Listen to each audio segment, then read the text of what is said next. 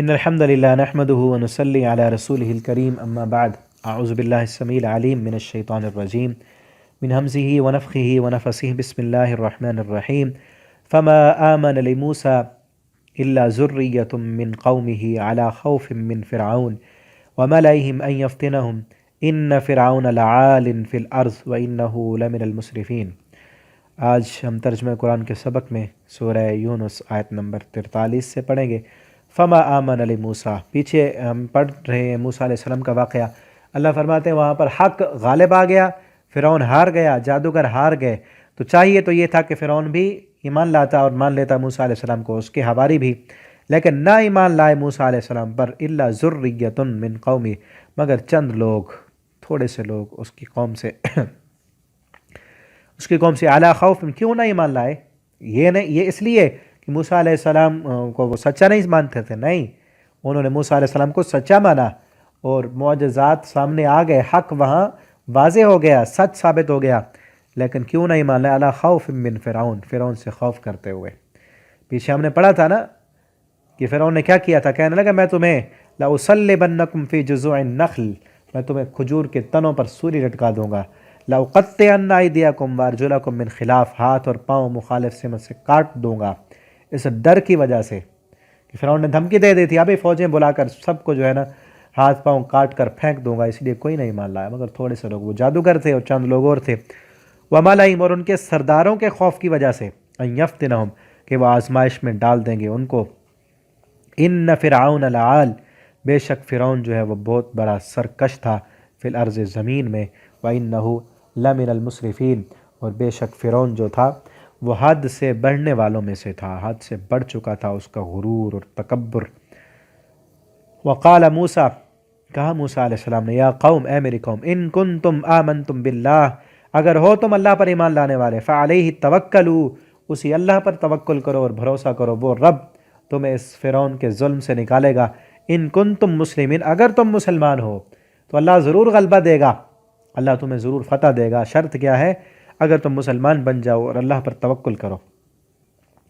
فقالوا، تو انہوں نے کہا، علی اللہ توکلنا، ہم اللہ پر بھروسہ کرتے ہیں، ربنا، اے ہمارے رب، لا تجعلنا فتنة للقوم الظالمین، نہ بنانا تو ہمیں فتنہ، آزمائش ظالم قوم کے لیے، ونجینا، اے ہمارے رب نجات دے تو ہمیں، برحمتک، اپنے رحمت کے ساتھ، من القوم الکافرین، کافر قوم سے، یہ کافر قوم ہے، فرعون یہ آزمائش میں اور فتنے میں ڈال رہا ہے، اللہ تو ہمیں اس فرعون کی غلامی سے نجات دے اور اس کے عذاب سے بچا، تو ہمیں نجات عطا فرما۔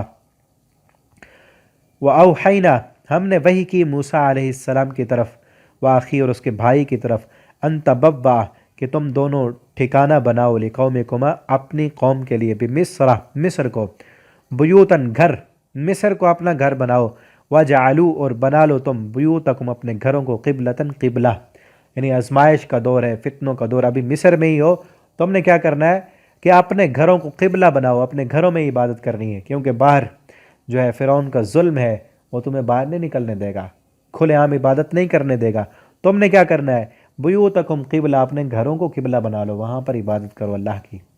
تو آج بھی اگر کسی ملک میں جہاں کفر کی حکومت ہے، وہ نماز نہیں پڑھنے دیتے، مسجد نہیں آنے دیتے، جماعت نہیں کرانے دیتے، تو مسلمانوں کو وہاں چاہیے پہلے تو یہ ہے کہ ایسے ملک میں آ جائیں یہاں مسلمانوں کی حکومت ہو، جہاں پر نماز پر اسلام کے جو احکامات ہیں ان پر چلتے ہوئے مشکل نہ ہو، وہاں ہجرت کریں، وہاں آ کے رہیں کہ اللہ کی عبادت تو آزادی کے ساتھ کر سکیں نا، لیکن اگر مشکل ہے، ہجرت بھی نہیں کر سکتے، تو اپنے وَجَعَلُوا بُيُوتَكُمْ قِبْلَةً، اپنے گھروں کو قبلہ بنا لیں اور اپنے گھر میں جو ہے نماز پڑھتے رہیں، اللہ کا ذکر کریں۔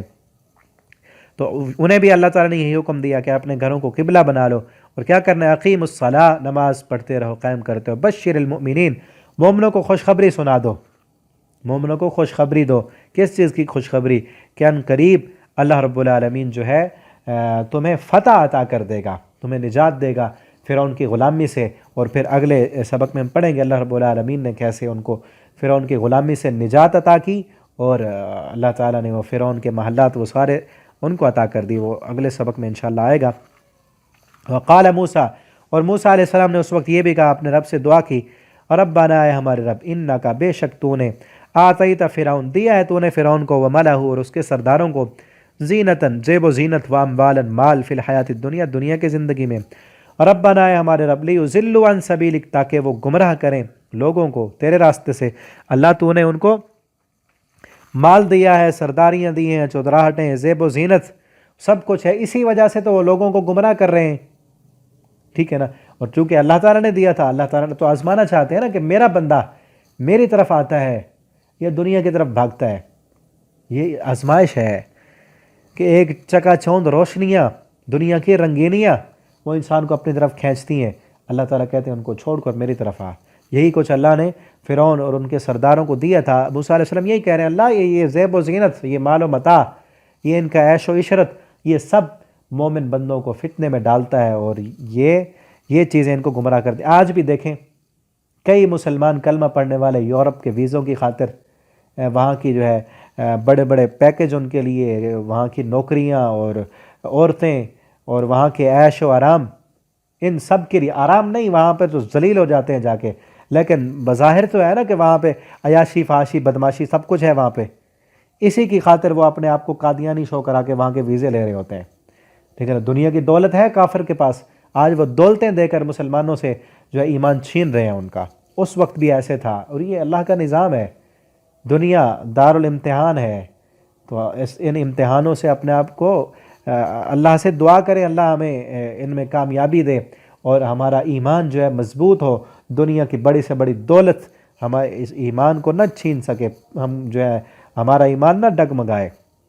रब्बना है हमारा रब, इत्मिस अला अम्वालिहिम, अल्लाह मिटा दे इनके माल को, वशदुद अला कुलूबिहिम, अल्लाह सख्त कर दे इनके दिलों को, फला युमिनू, हरगिज़ नहीं ईमान लाएंगे, हत्ता यरौल अज़ाबल अलीम, यहाँ तक कि दर्दनाक अज़ाब देख ले, मैंने देख लिया इनको सब कुछ।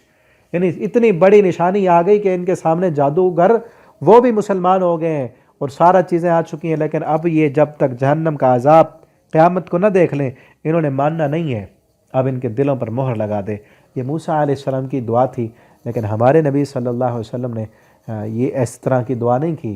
ताइफ में पत्थर खाकर मुहम्मद रसूलुल्लाह सल्लल्लाहु अलैहि वसल्लम ने फरमाया था, अल्लाह ये हिदायत नहीं अगर कबूल करते तो इनकी नस्लों में ऐसे लोग पैदा फरमा जो दीन के रखवाले हों, जो हिदायत कबूल करने वाले हों। तो इंशाल्लाह आगे अगले सबक में हम पढ़ेंगे। अभी यही वाक़या जारी। अल्लाह ताला हमें कुरान पढ़ने, समझने, इसके मुताबिक ज़िंदगी बसर करने की तौफ़ीक दें। वस्सलामु अलैकुम वरहमतुल्लाह।